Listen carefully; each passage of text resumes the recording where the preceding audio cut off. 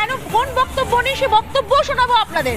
কি বলছেন ফিরহাদ হাকিম, কোন মন্তব্যের জন্য সোশ্যাল মিডিয়ায় ঝড় উঠেছে? সেই আল্লাহ সেই রহমত যাদের দেননি তারা যদি তেলাওয়াত এবং কোরআন শরীফের মানে যদি বুঝতে পারেন এবং একজনকেও যদি আমরা ঈমান দিতে পারি, তাহলে আমাদের জান্নাতের পথ একেবারে সুরক্ষিত হয়ে যাবে।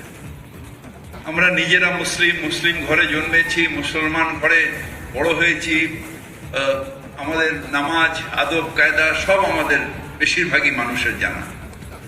কিন্তু যারা দুর্ভাগ্য নিয়ে জন্মেছে, যারা ইসলাম নিয়ে জন্মায়নি, তাদের দাওয়াতে ইসলাম অর্থাৎ ইসলামের দাওয়াত দিয়ে তাদের মধ্যে নিয়ত নিয়ে ঈমান নিয়ে আসলে এটা আল্লাহ তাআলাকে খুশি করা।